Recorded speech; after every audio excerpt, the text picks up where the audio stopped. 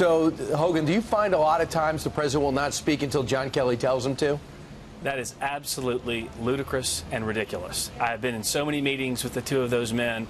The president runs this country. He makes the decisions. He sets the policy, sets the tone, and does all of that at any point in time in a conversation. John Kelly executes exactly what the president wants him to do. We all offer our opinions and suggestions, but it is the president of the United States who runs this country. Hogan, who do you believe? General Kelly, a Marine general, or Omarosa? Right, a four-star Marine General John Kelly, who I work with closely every day, who I trust with everything I've got.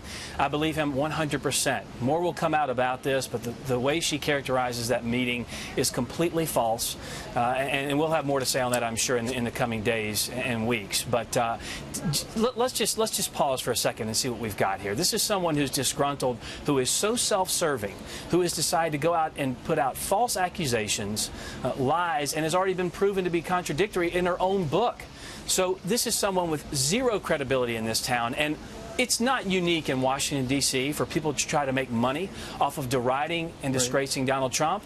What is unique is someone who leaves the White House like Omarosa, goes on a tour telling everyone how wonderful he is and how much he's done for the African-American community, but apparently telling the truth wasn't paying her bills. So she decided to switch her story to try and make a quick buck, and that I just can't abide by. And I think the book comes out tomorrow, but she's got tape. We heard the tape of her getting fired by John F. Kelly in the Situation Room, and I know that there is perhaps some legal peril she's in for doing that, violating the rules. But then again, there's a brand new audio tape, Hogan, that they played about 90 minutes ago on the Today Show, where the next day after she was fired, she's talking to the President of the United States, Donald Trump, who says, I'm reading in the paper, I had no idea you were leaving. Too bad that's happening. I feel bad about that.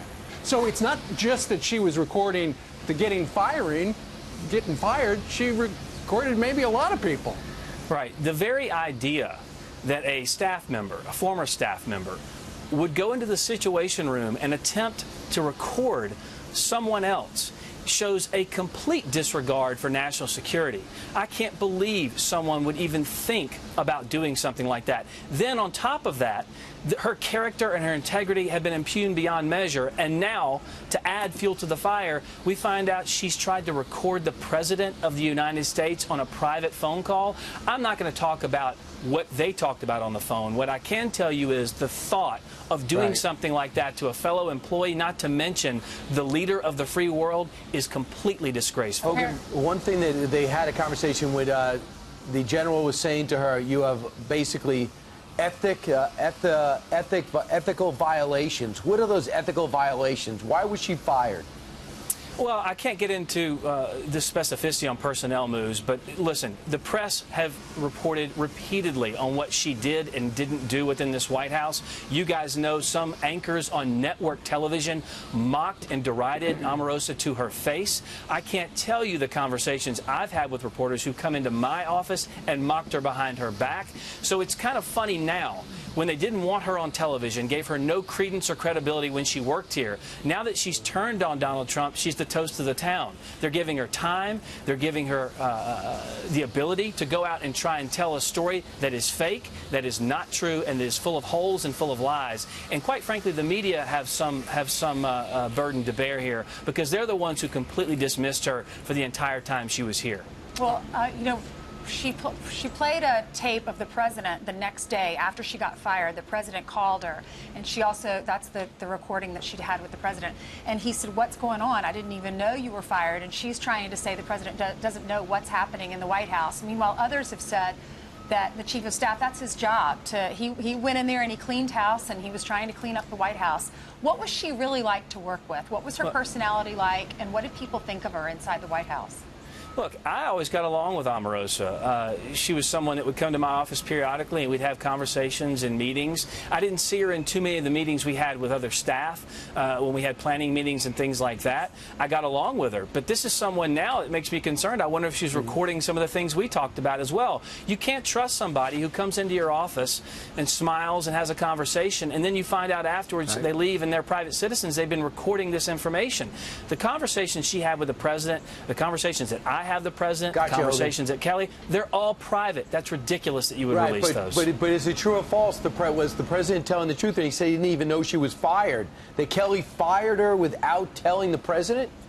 Listen, the president makes the decisions in this White House. I'm not going to get into the tick-tock of who knew what and when. What I can tell you is the president and Omarosa had a 15-year relationship dating way back to the reality show The Apprentice. The president trusted her and gave his support for her, brought her into the White House to a prominent position, and she's abused that privilege, and that's something that's just horrible. And I think most Americans look at that and say, someone gave you the trust level to come into the White House, work for the administration, try and make America a better place for the American people, and you just completely blew past that, ignored that for your own self-serving interests. It's a horrible thing. All right, speaking of trust, Hogan, there are a number of Republicans who do not trust the Department of Justice and the FBI because they have been asking for documents that would explain the very origins of the Russia collusion investigation, because it looks like, you know, this guy, Bruce Orr, the number 4 guy at the Department of Justice, he was getting stuff from his wife who worked for Fusion GPS, and he was putting it into the bloodstream of the FBI,